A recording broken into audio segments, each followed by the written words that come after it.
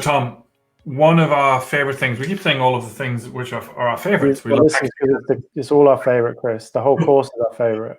That's right. That's absolutely right. So we love solar taxonomy, we love hexagons, we love proxies and growth ladders, and we also love critique. Now we have in fact, I would go as far as saying a passion for critique and the power that when we give that critique and those critique strategies to students as well, the ability to allow them to really critique each other, some powerful peer critique, but also self-critique as well, and self-assessment, and really thinking about some of the strategies that help kids to see, what are my next steps? Because really that's what critique's about, right? Yeah, absolutely. And so useful, probably just before we begin, just to clarify our use of that language, critique, because for us, critique is quite a broad category of different types of things. And so we often use the word feedback, but we believe that feedback is just one of many different types of critique.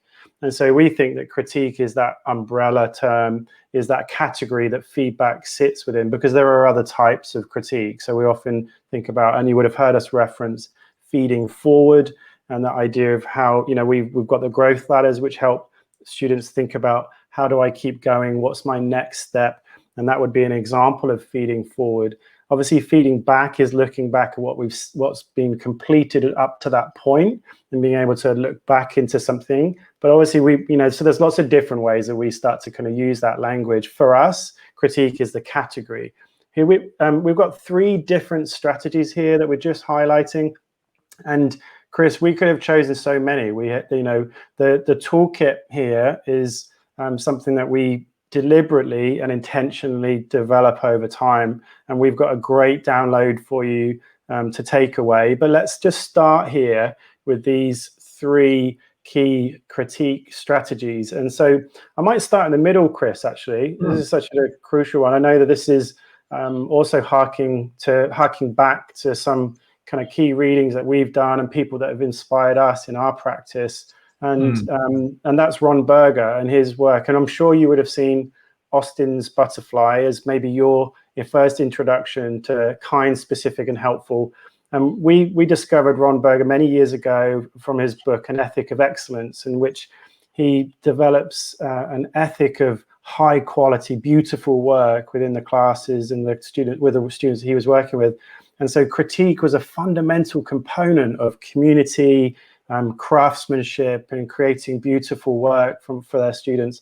And we know that this protocol in the middle here, kind, specific, and helpful, is both a way of thinking about the critique that we're going to share, but is also is a utility, is a way it describes the type of talk that we should be doing to be most effective with our critique. So if you're looking for a place to start, helping your students understand how to be kind, how to be specific in their feedback or feed forward for another or for a peer, and to ensure that they're being helpful. Chris, it's often the specific part that they find the most challenging, isn't it, students?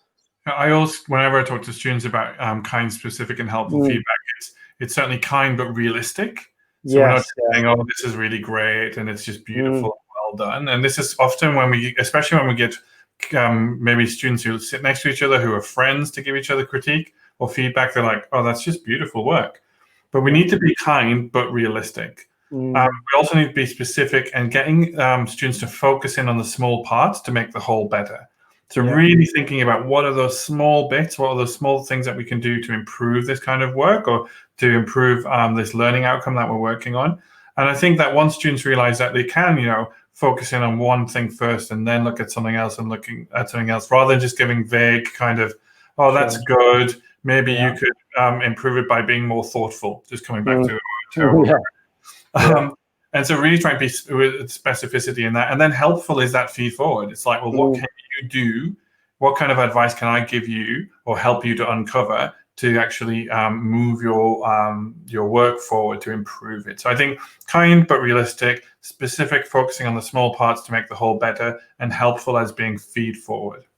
So a crucial thing we want you to take away, though, here is that we're not just thinking about giving critique, we're also talking about receiving critique. And one of the really important realizations is that we have to work on both sides of that dynamic.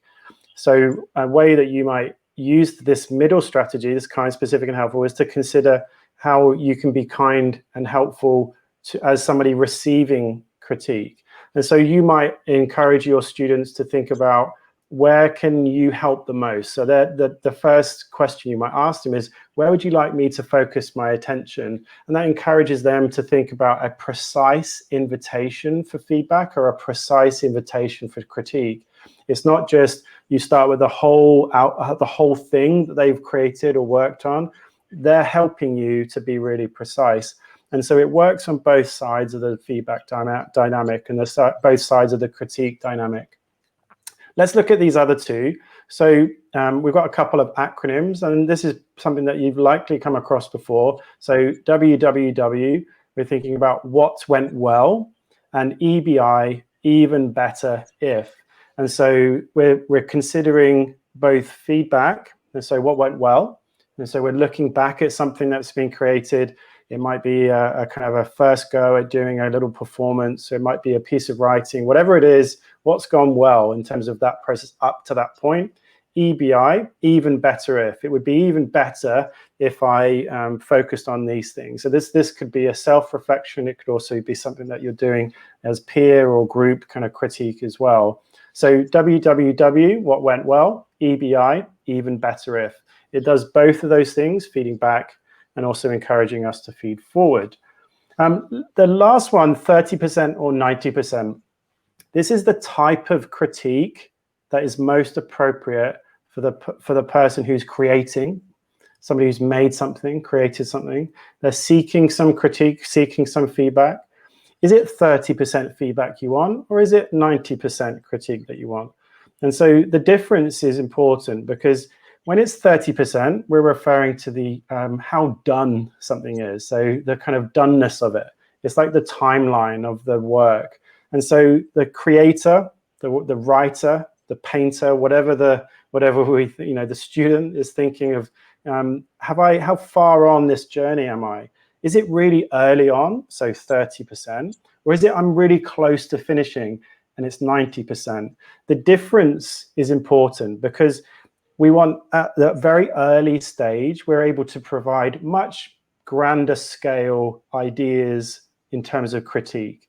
Change these large sections. You might want to think about the order of this. The way that you're approaching this, needs to potentially be different.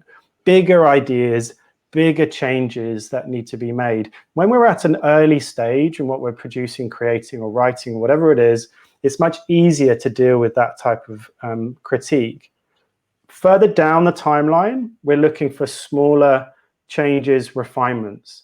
And so when a student asks for 90% feedback, straight away the most appropriate feedback or critique that you're going to offer are potentially smaller alterations, slight changes, not grand scale shifts or alterations that would obviously throw the whole project or piece of work a bit of a completely different direction. So 30% or 90%. And that particular strategy is actually in the hands of the person receiving critique. We're basically asking them, what type of feedback would you like? What type of critique do you want? So do you want me to give you 90% feedback? Are you close to finishing? Or do you want 30% feedback? Is this still early days? Is it just a rough sketch so far, and I can throw in some bigger ideas? A useful label for the type of critique that we're offering.